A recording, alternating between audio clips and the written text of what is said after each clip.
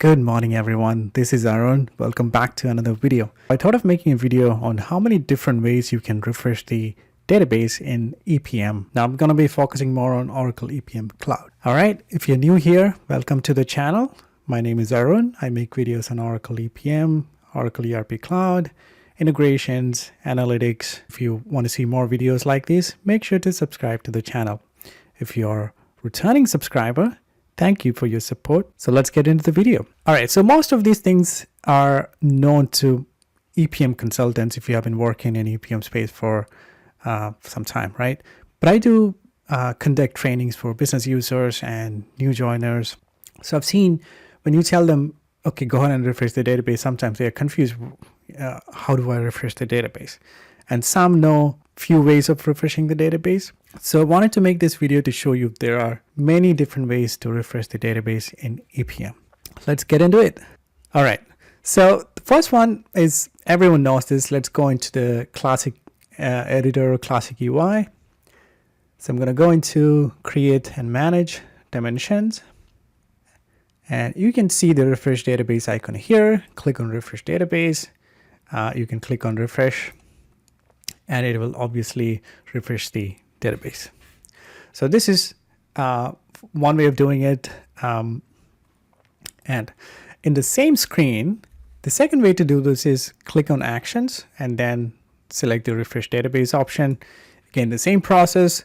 You click on refresh, it's going to refresh the database if there are no errors, right? So that's two different ways of refreshing the database. All right, now let's get into the simplified UI. So I'm going to go back to application overview and go into dimensions. Pick any dimension. So I'm going to just select OEPFS cube and pick any dimension. Let's say account. And then you should see this refresh database option. In this option, you have to select certain options like, okay, before refreshing the database, do you want to enable the use of the application for all users, administrators? Do you want to log off all users, stop all active requests, etc.? All right, so you can select all those options and then click on refresh database, and that's going to refresh the database. So that's number 3. Number 4, in the same screen, click on actions, go all the way down. You should see the refresh database option. Same way of doing it. So select the different options and you can click on refresh database. So that's number 4. All right, back in the dimensions. Now you can import the dimensions using a CSV file or text file, right? So click on import and click on create. Go ahead and select a file. So in this case, I have a sample file. Click on select that file. Click on import, and in here you have this option called refresh database if import metadata is successful. So basically what it does is it'll import the metadata into the application, and once that is completed, if it is successful, it will kick off the refresh database job, right? Okay, so that's one way of doing it. Now let's go ahead and do another one. So let's say so I'm in the same screen. Go back.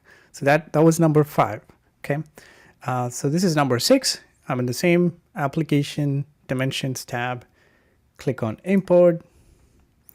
Let's go ahead and create a job. So you can upload the file into inbox directory and then account metadata.c. Oops. Sorry about that. Metadata CSV. All right, and you can save this as a job and give it a name. So account metadata import, and keep a name for the error file. And you do see the option called refresh database if import metadata is completed. So click on save. All right. So basically now you should be able to see a job. It says account metadata import. So first you upload the file into inbox, then you kick off this job, or you can obviously kick off it from here, right? Click on submit, and it's going to read the file, import the metadata, and then it'll, if the import process is successful, it's going to kick off the refresh database job, right? All right, so that's number 6. Now let's go back to overview. So I'm in application overview, go to actions, and you can click on refresh database. So number 6, you click on create, again, select all of this option and click on refresh database. So it'll refresh the database. All right, so that's number 7. Number 8 is you can click on create and select the different options and save it as a job. So I can save it as a job like this. Close, refresh, and then click on submit. So it's going to refresh the database. So one way is to run it manually every time, or you create a job and then kick off the job. So that's number 8 if I'm not wrong.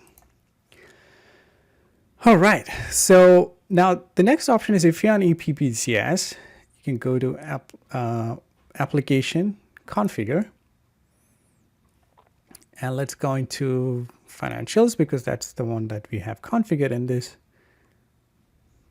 And in here, you go into actions and you do have this option called refresh database. Now, you can either, if you have already defined a job, you can kick off that job, like submit, or click on create and do a one-time database refresh. So that's number 9 and 10 if you want to count those as 2, but I'll just count this as one option. So that's number 9. Now, if you already defined the refresh database job, the next option is to use EPM Automate to refresh the database. So that's number 10. You can also use EPM REST API to kick off the refresh database job. So that's number 11. Number 12, if you have Smart View, and if you have installed the admin extension. So once you connect to the database, once you connect to the cube, and you should see the dimensions option, and you can right click on dimensions and click on refresh database, and you do have the option of selecting and then clicking the refresh button to refresh the database. All right. The other option is, let's see if we can figure this out. So let's go into jobs and schedule jobs, refresh database. So you can schedule a refresh database job, and you can schedule it to start daily DB refresh or something like that, and click on next. Select the refresh database job that you've already defined. So you have to define a refresh database job initially for this to work. Then you can click on next and schedule this. So that's the last one that I wanted to show you. Now, I may have missed or intentionally omitted 1 or 2. If you can identify what I missed, let me know. And I will give you a shout out on LinkedIn, and maybe we can do a podcast together. All right. So that's all I wanted to show you today. And also, if you're new to EPM, if you're an EPM consultant and new to EPM space, I hope this is helpful for you guys. All right. That's all I had for today. I hope you all have a great weekend. Make sure to subscribe to the channel to see more videos on EPM and ERP Cloud, making more videos on ARCs, and one on Smart View. Probably should be out in a couple of days. And there'll be a lot of requests from you guys to make videos on Groovy, and I'll probably work on that after I complete the videos on ARCs. Yeah, make sure to follow me on LinkedIn, Twitter. I've also started a Slack channel for you guys, so there have been some participation. So if you want to be part of the Slack channel, the link is in my YouTube channel, or I'll put a link into the description of this video. And yeah, I'll talk to you in the next one. All right, take care. Bye-bye.